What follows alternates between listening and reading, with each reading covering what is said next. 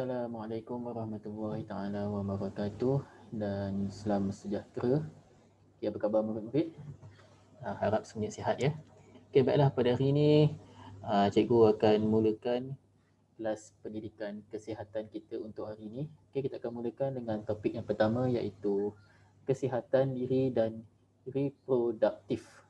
Okey, cikgu rasa kalau kesihatan diri itu semua orang tahulah apa maksudnya. Dan apa itu reproduktif? Okey, sebelum tu kamu semua boleh rujuk pada buku teks pendidikan kesihatan muka surat 74. Okey, kamu akan dapat lihat okey, apa itu sistem reproduktif manusia. Okey. Sistem reproduktif manusia ni adalah sangat istimewa kerana sistem ini membolehkan manusia meneruskan zuriat mereka.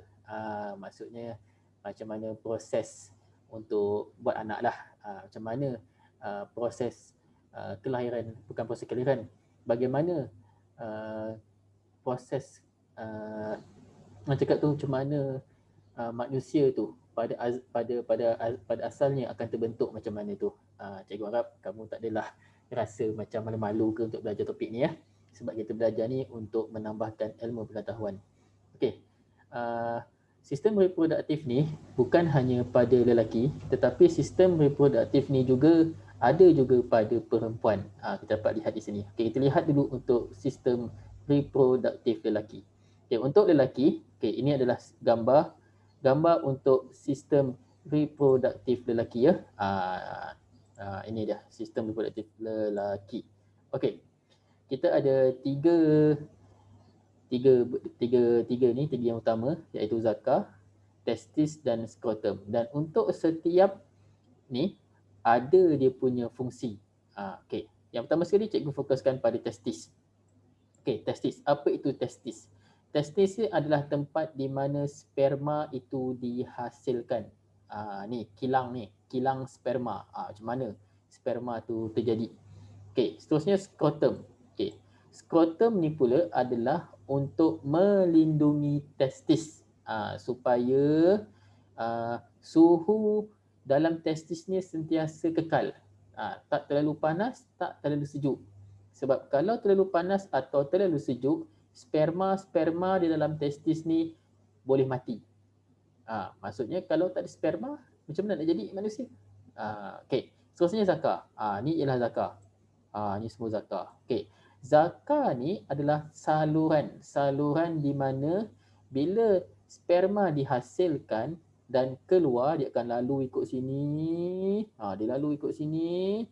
Kemudian dia akan pergi pada zakar. Di sinilah di mana tempat laluan untuk sperma. Okey, seterusnya kita pergi pada pula untuk sistem reproduktif perempuan. Ini ialah tempat perempuan. Okey.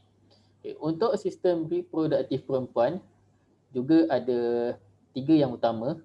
Cikgu ada 4 yang utama iaitu tiub falopio, ovari, uterus dan juga faraj. Okey, kita mula dulu dengan ovari. Okey. Ovari ni adalah kalau tadi lelaki testis, kilang sperma. Ovari ni pula adalah kilang telur untuk perempuan. Kilang telur juga dipanggil sebagai ovum. Ni kilang dia ni, tempat di mana ovum tu dihasilkan. Okey, tapi beza ya. Untuk lelaki, sperma tu banyak. Sekali keluar tu banyak. Manakala untuk perempuan, ovum tu hanya ada satu je. Satu je yang ada.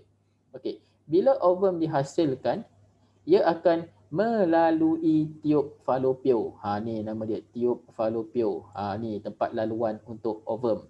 Dan ia akan pergi kepada uterus. Ini pula uterus. Okey.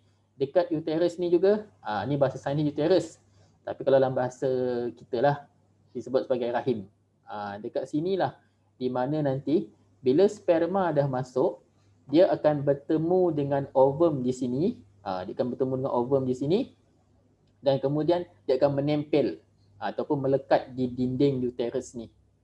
Dekat sinilah nanti akan kat sinilah nanti dulu masa kamu kecil-kecil tu dalam perut mak tu, kat sinilah kamu menempel ni. Ni dekat sini uterus ataupun dikenali sebagai rahim. Okey, ini yang seterusnya ialah faraj. Ni ialah faraj perempuan lah. Di mana bila zakar masuk dalam faraj ni, ni adalah tempat pertemuan di antara zakar dan juga faraj. Ni nama dia, faraj. Okey. Okey. Saya akan pergi kepada macam mana proses itu berlaku. Okey. Macam mana? Kita akan fahami proses kejadian manusia. Okey, yang pertama ialah persenyewaan. Okay. Persenyewaan berlaku apabila sperma disalurkan ke dalam faraj dan bersatu di dalam ovum. Ni macam cikgu cakap tadi. Sperma ni banyak. Bila hubungan seks tu berlaku, sperma yang masuk tu banyak. Banyak ya. Tetapi ovum ni hanya ada satu je. Jadi sperma ni dia akan orang cakap apa tu? Dia akan bersaing antara mereka untuk siapa yang boleh masuk dalam ovum ni. Dan bila siapa yang menang, proses pembesaran janin. Okey, maka percantuman sperma dan ovum akan menghasilkan satu sel. Ni magic dia. Bila bercantum je sperma dan ovum jadi satu sel. Daripada satu sel ni akan berganda jadi dua. Dua jadi empat. Empat jadi 8 dan seterusnya akan menjadi zigot. Ni nama dia zigot. Zigot ni lah yang akan melekat pada dinding uterus. Ni dinding uterus. Cikgu cakap tadi ni. Sini zakar akan masuk. Zakar masuk ikut sini. Kemudian ovum, maaf cikgu, sperma akan bertemu dengan ovum di sini. Kat sini dia bertemu dengan ovum. Kemudian sperma yang menang tu akan bercantum dengan ovum dan akan menghasilkan satu sel.